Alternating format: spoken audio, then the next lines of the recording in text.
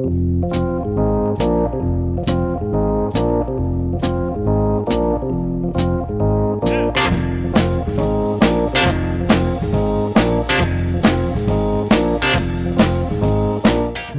to the Two Blokes Chatting radio show on 94.7 The Pulse. Music, interviews, news, and, well, Two Blokes Chatting. Now, here are the two blokes. Rob, we were saying just before we played that song that there were some iconic albums came out in that time. That was out of 1971. In 1973, an album burst onto the scene. It was an album called Still Point. It was by a band called Madder Lake. And we are very fortunate to be talking this morning to a chap called Brenden Mason, who was, in fact, 1/5 of Madder Lake. Good morning, Brenden. Good morning to you guys. Thank you for joining us. Neil here. Rob is the voice you've already spoken to. Great to have you on board. First thing we do need to deal with, because having been a Neil all my life and people spelling it wrongly, you were a Brenden, are you not? Yeah, and Neil Johns from Blackfeather was Neale. He was indeed. As in Neil Fraser, the tennis player. Yes, as in Lockie Neal, the footballer. Yeah, look, I've only ever met one Brenden with an E. Well, interestingly enough, I'm waving. What am I waving about in the studio here? You're waving an album called Still Point. I've got my 1973 version of Madder Lake Still Point here, and I open up the inside cover, and there you are, with your guitar in your hand, sporting a magnificent haircut, if I can say so. Brenden Mason. Sorry, what was that? Brenden Mason. It's Brendon Mason. Oh, no, I'm going to have to rip them all up again. Well, sign mine before you rip it up, if you wouldn't mind. That would be great. Problem. Brenden, it's a great thrill to have you with us. We are fortunate to also be a friend of the show is Mike Rudd, and you're doing a bit of work with Mike. Mike was the one who put us in touch. I guess we ask this really probing question to start off with most conversations. Where did it all begin, Brenden? Well, it sort of began in my father's shop. I've got a shop in High Street, Glen Iris. My dad had a shop in High Street, Glen Iris, and my grandfather had a shop in High Street, Glen Iris. Oh, well, family tradition? Yeah, absolutely. Well, it's kind of a bit spooky, but nevertheless, I used to go in and work in Dad's shop, and I vividly remember one Christmas time, my cousins used to live around the corner from Dad's shop, and I go in there at Christmas time, and 3 of the boys have all got guitars. Well, did it spark a fire in me? I've got to get one of these things. And that literally lit the fuse. What sort of shop did Dad run? Dad was a butcher. Okay.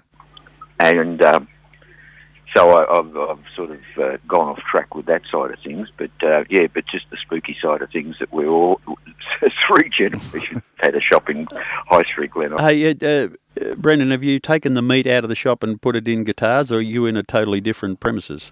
No, but I tell you one practical joke that I did quite a while ago.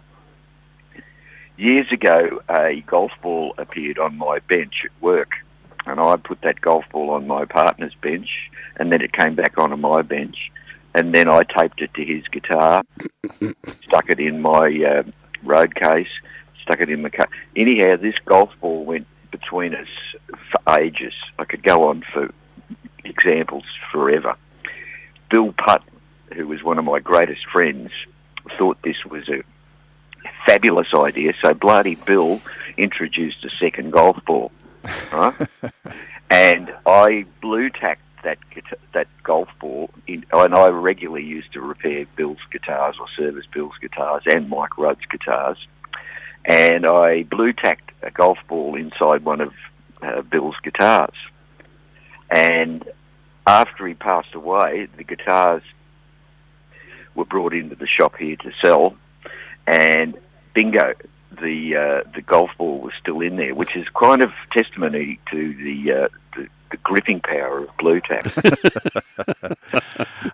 What a great man Bill Putt was. I had the good fortune to meet him a couple of times before he passed away, and surprisingly, that is 10 years this year. I know. That just flew past, doesn't it? Yeah. A great bass player and guitarist with Spectrum. So we'll come back to your shop in a moment, because I know you've got something very important in that shop that is being sold at the moment by Mike. We'll come back and revisit that in a moment. But Madder Lake, formed out of Swinburne Tech, as I understand it. Pretty well. Kerry and I met at high school, and basically that was the start of our union. And it was Kerry and I that, together with Mickey and Jack, we both met at Swinburne, but we started to form Madalake from there. And Jack knew Johnny, the keyboard player, and bingo, we had the fifth member. And the name, I'm always intrigued by some of the band names of that time. There's obviously a really clear reason for it. Where did it come from? Well, because we were art students, Madalake, if you've ever come across a set of Derwent pencils, there's a colour in there called Madalake, which is a deep red. There you go. Well, consequently, that was part of it. But then the other side of the coin was the fact that we were pretty mad in our early days, and especially Mickey, the original singer. He was quite off the wall with madness. I thought it might have been your favourite fishing spot. We have our fishing segment on earlier, and I thought, well, there's probably a little lake somewhere in the middle of Victoria. You used to go on the weekend to write your music, but no, there you go. I wouldn't have expected that. I think he's confusing you with Little River Band. I think that. Right, yeah. Now, there's another thing that intrigued me reading this album, Brenden, was one of the members, your percussionist. He's down as playing the drums, the congas, and the gong. What on earth is the gong? The gong is like that thing that, the best, quickest example I can think of is Led Zeppelin with that big Chinese gong that was gong bash, you know. So did you sort of find the gong and find a way to get it into your music, or was the music written specifically for the gong? When we wrote music, quite often there was songs that really they would be brought to the table, and a lot of normal people would go, look, I really honestly think that's two different songs, you know. And we would take the absolutely contrary position and go, no, we're going to weld them together. So we'd try anything in the early, and we still do, insofar as when we're writing. Things that are totally incongruous to each other, let's try and get them together. And also with some of the songs, how many bits can you put in a song? Well, I think if you had joined, we played the full 6-minute album version of 12 Pound Toothbrush as an introduction, and da da da da da da da da da da is completely different to the middle of it, isn't it? Yeah, absolutely, and that was part of the fun of trying to be original. We really tried our hardest not to get pigeonholed, which I think is a natural thing with a lot of people. Well, and radio. Management, all those sort of things. Who do you sound like? And we're trying to not sound like anybody. But that's interesting, though. At that time, the music industry was quite turbulent. You must have still had influence, even though you didn't want to be pigeonholed or to be said, oh, you're only copying something. So where did your influence come from? Originally, my influence when I was young was Jimi Hendrix. And I just loved the fire, the unpredictability of the stuff that he'd do. But as we sort of got into, and that was in the early stages with me when I was first getting into bands and starting to play. But when Madalake started, I virtually went in, all the only things that I'd listen to would be Madalake stuff for fear of parroting stuff. Okay, yeah, because that was some people blatantly copied and were happy to do that and made quite a lot of money, obviously. But at that time, with so many different things happening in the industry, it must have been a great time to be creative. It was unbelievably good time. You listen to things like Sunbury Live, a lot of those, especially the live recordings, where bands had the scope to have a bit of a jam at the start, make the intro whatever they wanted and go for a couple of minutes on that, and then jam out in the solos. There was so much experimentation in those days. It was fabulous. And then the door got pretty well shut when disco came in. Yeah, and that killed off a bit of imagination. Almost computers took over. As a group, though, Brenden, how did you all get on? Was there creative arguments about stuff, or were you all pretty much on the same page? No, look, I've played in a lot of bands, and there's been certain bands where I'm hesitant, and I've been writing all my life. I've got piles of stuff that's potential songs, and obviously piles of stuff that is now in songs and recorded. But Madalake is probably the only band that I've ever played with where you feel free to bring anything to the table without everybody going, oh no, that's everybody will give it a go and give it a look at, which is a bit of a jewel in my eyes as far as a creative band. Was that accidental that your personalities just meshed, or was it? Did you create rules when you come together originally about how you were going to work? No, there was no hard and fast rules. And look, I describe bands like light globes. Yesterday it was working, today it's dead. And that's how fragile a band can be, whether it be internal forces or whether it be external forces. Literally it could change overnight. But look, and I'm not saying that every living moment of that band was harmonious, but in general we got on fantastic. On the road we'd have a ball, playing we'd have a ball, and they're like my brothers, and hopefully I'm like theirs. Because I think the other thing too that sits in my mind, Brenden, is you go back and you look at the albums that are still sticking around from the early 70s, and internationally you've got your Hot August Nights, you've got your Tea for the Tillermans and that sort of stuff. In the Australian music scene, you've got albums like My Name Means Horse, you've got Still Point, you've got Miles Ago, these sorts of albums. To create something that iconic isn't a fluke. It must be, a machine. What, the entire picture you're talking? Yeah, no, in terms of you as a band, you've almost got all the bits have to work exactly right to create an album that iconic, I would have thought. Yeah. Look, what we were lucky enough, when we were writing a lot of that music, we'd rehearse at my mum, and it was actually my grandmother's place, my mother's mother, and it was a small place in Hawthorne. But next door to the family home was an old dairy, and it wasn't astronomically big, but I took over one of the rooms. It had double brick, concrete insides, and then I'd put air cartons and carpets and everything. In Madalake, we'd get in there and jam and jam and jam. And I've always been a bit of a nutter on recording everything. And quite often recording stuff, you go, oh, that's a good idea. We've got to use that in something. So I'd sort of capture bits and pieces like that. And then generally we'd just jam, and it was one of those things that were harmonious pretty well from the start. Whereas some bands you could start off and you think, oh, God, this is a bit of a problem. I don't know if they're playing that right or doing it right. So it was a bit of, as Bill Putt wrote recently, it's a lottery. Yeah. Brenden, I'm going to put you on the spot a little bit about talking about your family within a band, but most bands, to my memory, there's 6, sometimes 5, but there's 6. There's 3 guitarists, bass, rhythm, lead. There's a drummer. There's someone on keyboards, and there's a lead singer.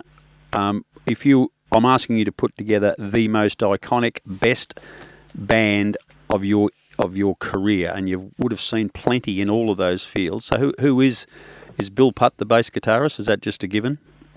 Oh, gee, you're pushing me in the hill there, because I've played with Kerry, which is the bass player of Madalake, since we're 15 years old. Oh yeah, hang on, that's a bit close to home. Yeah, you might be listening. Morning, Kerry. I might have to have 2 bass players. Yeah, that's fair enough. Super group. Then to throw another cat amongst the pigeons is that my business partner here, he played in Madalake too, and he's a great bass player. So we might have to have 3 bass players. You're playing lead guitar because it's your band. So who's going to play rhythm guitar beside you? I don't want any more guitar players. That's enough. Or the 3 bass players can cover any of the bits that I don't cover. Yeah, that's fair enough. What about who's banging the drums then? Probably Luke, the drummer that we're using now, which is the original keyboard player's son, Johnny. And possibly, I played in a band with Jerry Spicer for a while there too. He was pretty good. And also, I could probably go for 3 bass players and 3 drummers. Yeah, magnificent. They all get a bit of a rest, because I guess you're all, those that are still about in their 70s, you probably need a bit of a spell every now and again. Yeah, no, you've got a point there. So who's on the keyboards? I'd say Luke on drums, also Jerry Spicer on drums, and then one of my other favourite drummers that I played in Blackfeather with, which was Trevor Young, who originally played in Coloured Balls, Blackseas Babies, and those. But he played in Blackfeather for quite a while with us too. So there's 3 drummers, 3 bass players, 1 guitar player, keyboard player. I'd have to say possibly 3 keyboard players too. Johnny, the original keyboard player that we've got now, Andy Cowan, who played with us with Butterfly Farm, and then probably Andy Burns too, a recent keyboard player that we played with. So it's getting a bit of a big band, but going to be bigger than the No, audience. that's right. Now we're going to add 2 more because we've got to be very focused on gender equality these days. We want a lead singer, and we want the best male and female voices that you worked with over the journey. oh, okay. Well, either Michael O'Loughlin, our current singer, or Michael Fettis, the original singer. Both similar in power and grunt. And as far as a female singer, I'd probably say, and I worked with her for quite a few years, Kelly Orty. So this is an interesting part for us. Neil has been able to bring so many great names of the Australian music scene onto this show, and we've talked to a lot, and people like you just bring these names out of great artists that work with them, beside them, well, saw it play, and they're just names that keep coming up, and I've never heard of them before, and it makes me feel quite ignorant of the industry. But for you guys that have worked together for so long, you just got so much respect and admiration for each other, and I reckon that's one of the great things about the people of your ilk that we've spoken to, is that Australian music family. You mentioned the word family. It's a big, broad, and very talented one. Well, look, one of the things that amuses me, and maybe to a certain degree, it could have been my sort of tight look at life, but when I was young and when I was first starting out, it was nearly like you get a really nice new chord or a way of playing a lead pattern or something like that, and with stupid young child ignorance, you keep it away from anyone else. It's something that you found, right? And also when you're fraternising with different bands, you tend to stay with your own bands when you're young. What I've found is the older I get, the more the family grows, the more the kids' sort of jealousy bullshit stuff evaporates out the window, and we're great to see each other. You know, Phil Manning, Chain, all the guys in Chain. It goes on and on and on, and the family has literally, as we've matured as people, and it could be just even me, has grown. Yeah, and I think that's been, I mean, the fact that Mike put us on to you, that's how we're finding these people, and everyone's really complimentary of each other, Yeah. and I think it's a real level of mutual respect that is quite clear coming through in all these conversations. Yeah, absolutely. Yeah, no, I agree. Well, speaking of the great man, I know that you are performing a bit with the guys from Spectrum. He has got a piece of equipment that is for sale, and it will be found at Real Guitars in High Street, Glen Iris. Tell us more. It's a blues, hot rod blues, DeVille, and very, very clean condition. Has had some wonderful guitar and music played through it. And yeah, it's just waiting for another person to take ownership. With me playing in Spectrum, I've been with Spectrum now for about 4 or 5 years, possibly even a little bit longer. And quite often when we do big gigs, I use an amp that quite often will keep up with Michael's Fender that we've got here in the shop. But then when we do a slightly smaller gig, I'd use a smaller amp, and he'd still have his big amp. So my little small amp would work its little butt off trying to keep up with his amp. So I can vouch for the fact that it's got quite a bit of go. So if people want to know more, particularly if you've got a sort of blues guitar background yourself, get up to if you play guitar, full stop, get up and say good day to Brenden, tell him we sent you. And here's a special offer to all listeners of the Two Blokes Chatting. If you go into Real Guitars and tell them that we sent you, Brenden will shake your hand. Now, that is the same hand that has played on 12-pound Toothbrush and Goodbye Lollipop and all those other great songs. Get up there and say good day. I washed my hands this morning though. No. Hey, Brenda, just on that guitar, in all seriousness, would you like to see it purchased by someone who hangs it on the wall and puts a plaque underneath and says, "This is the guitar that blah blah played"? It's an amp. Oh, sorry, an amp. Or sorry, do you want it restored, or do you want it to get out there and continue its life? No, it's got to be kept playing. Yeah, good. Yeah. Look, so the other thing is that older amps, quite often the construction of, and this is just not amplifiers. The statement I make regularly to people is try and buy a fridge that'll last as long as your mum and dad's. Planned obsolescence, and some of the old amps, and I've got a 1968 Vox AC15, incredibly old amp, but the build quality on it is insane, and the amp is good, if not better, than the day it was made. Beautiful. Well, let's keep its life rolling then in the Australian music industry. That'd be good. In the same vein, Brendan, I play your Still Point album on my 1954 fully restored Philips Glider-Matix radiogram. Exactly what I'm talking about. It's absolutely sensational. Hey, Brendan, we've got to go. It's been an absolute thrill chatting to you, and you can bet your life next time I'm driving through Glen Iris, I'll be coming in to shake your hand. Great to have made your acquaintance on the wireless today, and all power to you. Thanks very much, Neil and Rob, and really appreciate the time. Good on you, mate. You've got a gig coming, haven't we? We've got to talk about your gig at the Corner Hotel.